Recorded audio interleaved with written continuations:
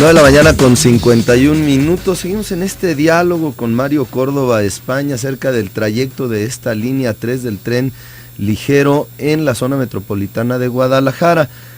Mario, antes de entrar en los tiempos, yo tengo la idea de que la discusión no debería de ser si Zapopan o Tlajomulco, sino la discusión sería cómo le hacemos para construir las dos.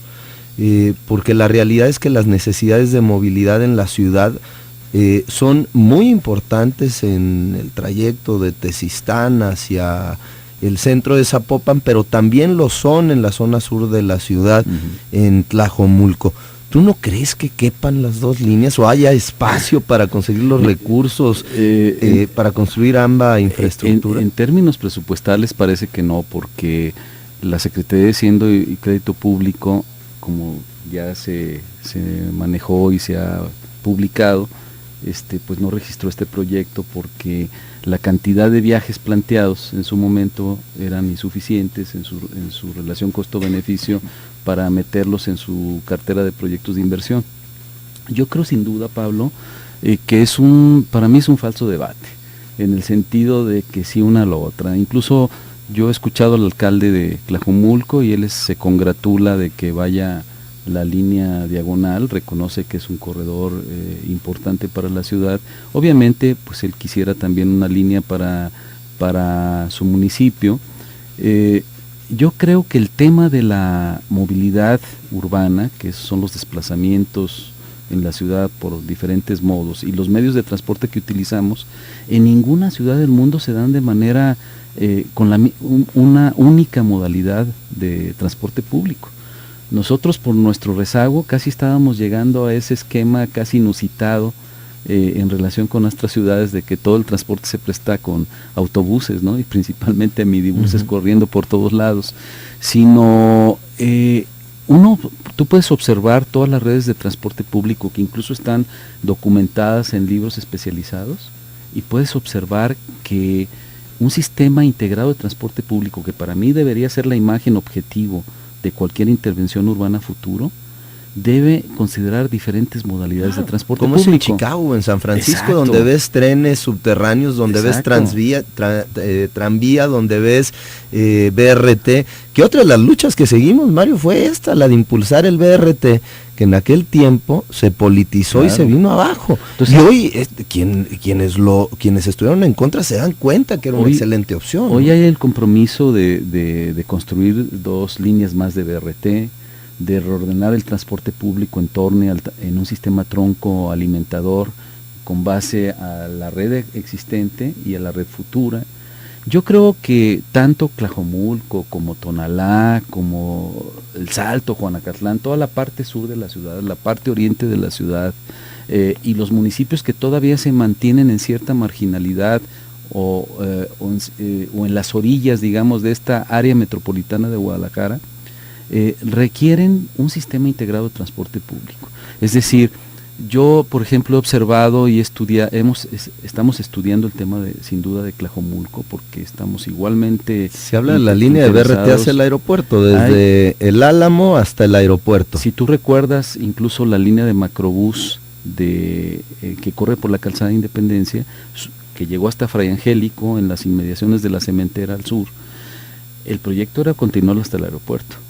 Pero cuando se vino ese cambio de camiseta repentino y estaba el debate entre BRT y tren ligero, y el gobierno también se sumó al tren ligero con el famoso City, cortó la extensión del proyecto del macrobús que iba a Tlajomulco, y entonces se montó la línea 1 y ya jaló con la famosa línea 2 sobre los derechos, paradójicamente sobre los derechos de vía de ferrocarril, que acá en la vía express se negaban eran justificación para otorgar Ferromex, y eran la justificación para construir la línea elevada sobre la vía express, ¿no? Entonces, pues cosas muy contradictorias. Pero sin duda, mira, por un lado, desafortunadamente en los últimos 10 años la ciudad ha crecido de manera muy dispersa, sobre todo al sur. Y no nomás estoy hablando de Tlajomulco, estoy hablando también del Salto, Juanacatlán, hasta Ixtlahuacán de los Membrillos, incluso rebasa más allá, hay fraccionamientos que se encuentran en el entorno de Tala, Matitán, El Arenal. De tal forma que, por un lado, estos municipios tienen una necesidad de conectividad interna. Los desplazamientos internos, sobre todo en municipios, son muy, muy largos. La dosificación de equipamiento urbano, de escuelas, de centros de salud, de mercados, etcétera, etcétera, no, hay muchas carencias, no es la adecuada. Los viajes de proximidad de ir al jardín de niños, a la escuela, que deberían hacerse a pie, se tienen que hacer en medios de transporte público. Ahí está el famoso problema de los mototaxis, más de 2,000 mototaxis circulando ahí para conectar internamente al municipio, etcétera, etcétera. Además de los viajes pendulares, de salir en la mañana a trabajar al centro de la área metropolitana y regresar en la tarde. Mario, los tiempos, porque ya se me está acabando el tiempo, nomás me quedan 3 minutos. ¿Cuándo iniciaría la construcción de la línea 3, este trayecto de Zapopan, Guadalajara, Tlaquepaque, y cuándo se empiezan a terminar las distintas etapas de la misma? Mira, como te decía, no conozco, habría que esperar el planteamiento de la Secretaría de Comunicaciones y Transportes, pero de acuerdo a mi experiencia, me ha tocado participar en las dos líneas de tren eléctrico urbano que existen. Es una obra que cuando menos debe durar alrededor de 4 años, que debe realizarse con diferentes frentes de trabajo, en diferentes etapas, con una logística de construcción muy inteligente para afectar lo menos posible la actividad urbana cotidiana. Yo creo que todo va a depender de la administración de recursos federales, porque prácticamente es una obra financiada con recursos federales. No hay que olvidar que es un compromiso. Habla de un costo total de alrededor de 15,000, 16,000 millones de pesos, así es, de los cuales podrían llegar para el próximo año ya los primeros 2,000 para iniciar la construcción. El secretario de Hacienda anunció que ya se contaría con ese recurso. Se supone que la mayor parte del recurso es de origen federal, es un compromiso del presidente Peña Nieto, y en la medida de eso tendrán que hacerse las primeras licitaciones de obra con los recursos que se dispongan para el próximo año, y luego hacer una ruta crítica del trabajo para poderla lograr en 4 años. Digamos que al final del sexenio de Aristóteles él estará inaugurando esta línea 3, más o menos así lo podemos poner. Seguramente, no hay otra alternativa. ¿Sí se termina este sexenio? Seguro, yo creo que sí. Ahora, ¿funcionará también por etapas? O sea, veremos que, no lo sé, probablemente el Hospital Ángel Leaño, a la altura de la Presidencia Municipal de Zapopan, iniciará funciones, continuando con la construcción en los demás tramos, y así se van a ir poco a poco, Mario. Sí, porque mira, esta línea conecta, no hay que olvidar que conecta la línea 1 en Federalismo. Entonces tú puedes hacer un tramo y los conectar con la línea 1, sin duda. Y salir hasta el ITES. O llegar hasta la normal mientras se termina la parte de túnel.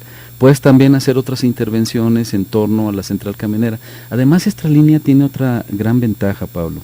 Resulta que en el entorno de Tlaquepaque, en la central camionera, esta línea está planteado conectarse con la estación Tetlán de la línea 2 del tren ligero, y también conectarse con el centro de Tonalá a través de pretren, de autobuses, de tal forma incluso para entonces que Tonalá tendrá el pretren. Ya tengo que irme, Mario Córdoba España. Muchas gracias por este diálogo interesantísimo. Luego le seguimos. Con mucho gusto.